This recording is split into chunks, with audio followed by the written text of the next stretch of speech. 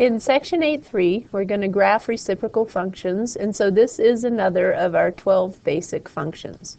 And so before, you've graphed polynomial functions, and now you're going to determine the properties of reciprocal functions, graph transformations of reciprocal functions, graph rational functions with vertical and horizontal asymptotes.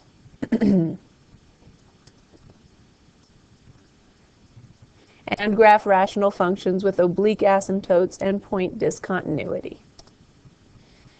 So there's going to be a lot of new vocabulary in this section, but you can also see that there's some old vocabulary as well. You know what a vertical asymptote is, and you know what a horizontal asymptote is. You don't yet know what a reciprocal function or a rational function looks like when you graph it, and you definitely don't know what an oblique asymptote is right now. And then point discontinuity, we'll see what that means as well in this section. So if you graph this, if you put this in your graphing calculator, so go in and do y equals, clear that,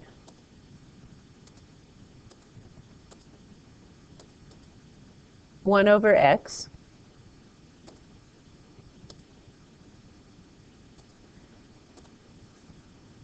Oh. All right, I paused it so I could get my windows set right again. And so what you have here when you graph the reciprocal function y equals 1 over x is you have a hyperbola. So you have two branches of this graph. And the reason that this happens is because when you have a function y equals 1 over x, x is not allowed to equal 0. So it's not in the domain. And if you look at what happens on the vertical line x equals 0, that's one of the dividing points of this function. You're also going to see that you have a horizontal asymptote in looking at this, and the horizontal asymptote for the parent function here is y equals 0. So we don't have any x-intercepts in our parent function, and we don't have any y-intercepts in the parent function either. And the function is undefined where x equals 0. And so when we talk about the domain and range in this case, it's kind of a pain to write it in interval notation because the domain in the case of the parent function is negative infinity to 0, but it doesn't include 0, and then 0 to infinity. So when we're just omitting one value, that's how you would need to write it in interval notation. And it's exactly the same for the range for the parent function. It's negative infinity to 0, union with 0 to infinity. So here, identify the asymptote of the function, and if I look at what's happening here, if we see that the function is f of x equals 4 over x plus 3, well, what value of x would make that denominator equal to 0? And that would be x equals negative 3. That is discluded from our domain, and therefore we have an asymptote at that value. And that's all you need to do, and that's what your IXL is like. All you're doing is identifying the asymptotes of the function. I forgot an asymptote though. We look and we see that it hasn't been moved up and down in the coordinate plane, and so we also have an asymptote at y equals 0. All right, now we're going to add all of the transformations into the function. And so f of x equals a over x minus h. H is still what's going to move it left and right in the coordinate plane. K is still what's going to move it up and down. And then a is what's going to stretch and shrink it vertically. And so k is our vertical translation. We're always going to have a horizontal asymptote at y equals k. And we're always going to have a vertical asymptote at x equals h. And then if a is negative, for our parent function we had the branches of the hyperbola here.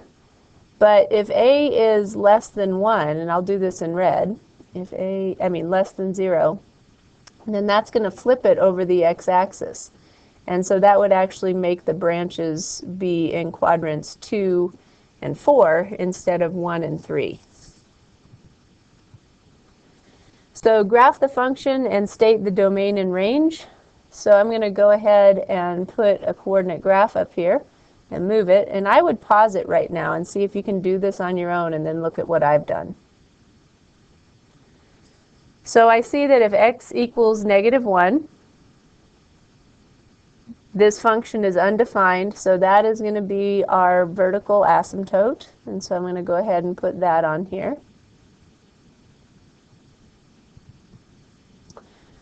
And then k is equal to 3, and so we're going to have a horizontal asymptote at y equals 3.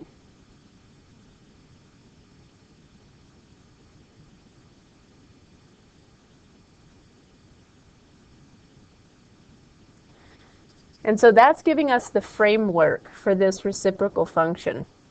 Now when I see that a is negative, I know that what's happened is that instead of being in quadrant, and consider this red cross section here, consider them your new coordinate, like new quadrants. And you can say that you have quadrant 1, sorry, I need a highlighter to do this. You could say that you have quadrant 1 here, quadrant 2 here, quadrant 3 here, and quadrant 4 here. And in the original parent function, it was always quadrants 1 and 3 where the branches of the hyperbola were going to lie. Well, in this case, because a is negative, it's flipped over the x-axis, which in this case is really the horizontal asymptote y equals 3. And so the branches of this are going to be in quadrants 2 and 4, the new quadrants 2 and 4 that were created by your asymptotes. Now, if we wanted to pick a couple of values to give us some ordered pairs in this, since I know that we're going to have asymptotes in the quadrants 2 and 4, I'm going to look at the point -2 because that's going to give me at least one ordered pair that this will go through, and I'm also going to look at where x equals 0. Because if I can just get 2 ordered pairs, I'm going to know what's happening with the branches of it. So when I plug in -2, I get -1 over -1, which is 1 plus 3 is 4.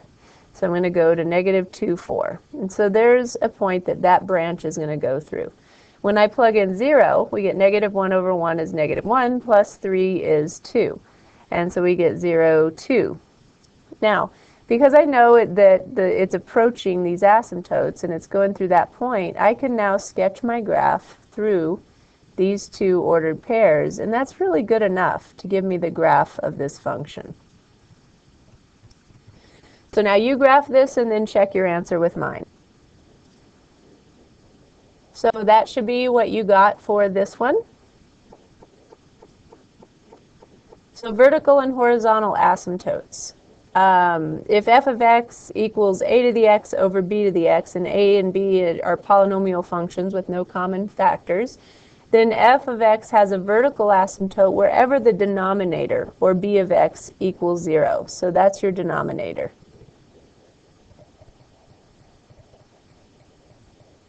And the most f of x is going to have is one horizontal asymptote. And we're going to look at how you find what that horizontal asymptote is. It's basically going to be you look at the degree of a of x and you look at the degree of b of x. And so it says if the degree of the numerator is greater than the degree of the denominator, then there's no horizontal asymptote. That's case 1. If the degree of the numerator is less than the degree of the denominator, then the horizontal asymptote is y equals 0. That's case 2. And if they have equal degrees, then you're going to find there's a horizontal asymptote by dividing the lead coefficient of the numerator by the lead coefficient of the denominator. And that is case 3. In case 1, there's always going to be an oblique asymptote, and that is our least favorite case because those are a little bit more difficult to find. And so here we have case 1, case 2, and case 3. And they give you an example of each of these. So in case 1 here, we have a numerator that has a degree of 2 and a denominator that has a degree of 1. There's no horizontal asymptote. In case 2, we have a numerator with a degree of 0 and a denominator with a degree of 2. The horizontal asymptote is always going to be y equals 0. And in case 3, where we have 2x plus 1 over x minus 3, the numerator and denominator both have a degree of 1. And so in that case, you divide the lead coefficients by each other to get that the horizontal asymptote is y equals 2. So graph f of x equals x cubed over x plus 1. And so first thing we're going to do is find the zeros. Well, the zeros are where x equals -1, and so that is going to be a vertical asymptote. Find and draw the asymptotes. Well, since the degree of the numerator is 3 and the degree of the denominator is 1, there are no horizontal asymptotes. So our only asymptote in this problem is x equals -1. And now it asks us to draw the graph. And so we know where x equals -1, we have an asymptote.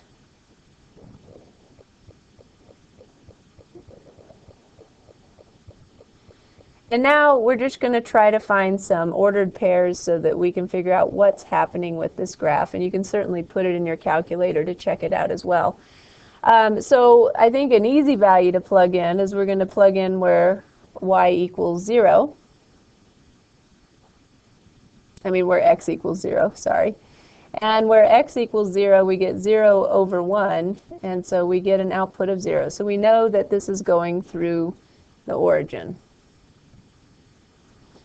And then if we plug in x equals 1, that's also a good value to pick, because then we get 1 over 2, which is 1/2.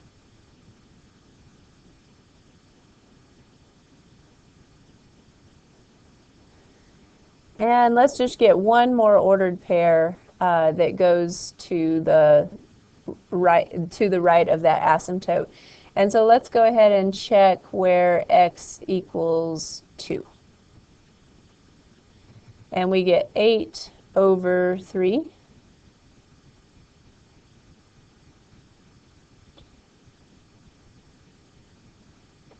So it's going like this. And so this function is doing some weird things, and we're actually going to end up looking at this in our calculators. Because now let's figure out what's happening to the left of that asymptote. So let's plug in -2. And when we plug that in, we get -8 over -1, so we get 8. So that's going to be way up here. And then when we plug in -3, we get -8 over -2, which is 4.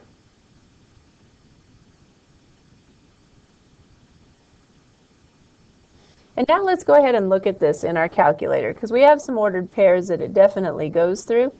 But let's go ahead and put in x cubed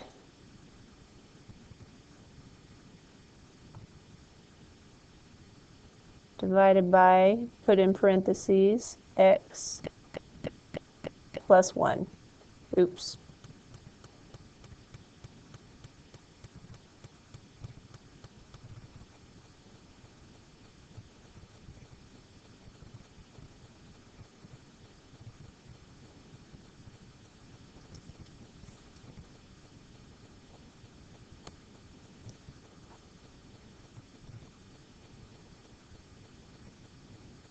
So we have this very weird graph that's happening here, and it's dipping down and then going back up, and this is the case when you have an oblique asymptote. So we see that it's dipping down here and then going up and then hugging that asymptote, and then looking back at the picture, we have this weird branch over here that's hugging this, and then it comes, oops. And that's the worst case scenario. And in those cases, you're going to have to use your graphing calculator to check your work and see what's happening. So oblique asymptotes, when you find that you have a degree of the numerator that exceeds the degree of the denominator, so you know that you don't have any horizontal asymptotes, you actually have to do long division in order to figure out what that oblique asymptote is. And by far, this is the most difficult piece of this lesson. And so in the case of this function, they actually are going to do long division, x to the 4th plus 3x cubed. They're going to divide by x cubed minus 1. And when they do that, they're going to get an answer of x plus 3. And it's an in-behavior asymptote. It shows what's happening as this function, as x goes to negative infinity, what's happening to y, and as x goes to positive infinity, what is happening to y. And so in the case where x is going to negative infinity, we see that y is going to negative infinity because it's hugging that oblique asymptote x plus 3. As x is going to positive infinity, we see that y is also going to positive infinity, and it's hugging that oblique asymptote, the line y equals x plus 3. Okay, now point discontinuity. In the last section, we simplified rational expressions, and in the case of this function here, you see that we have x plus 1 and x plus 1 that can cancel out, and really you just end up with the line y equals x plus 2, which is graphed there. But because x equals negative 1 is not in the domain, because it's a part of the original function, then you just have to go to where x equals negative 1 and put a hole in the graph right there to show that that piece of that line does not exist in this function. And so holes exist when factors cancel out yet weren't included in the domain of the original function. And that is it for this lesson.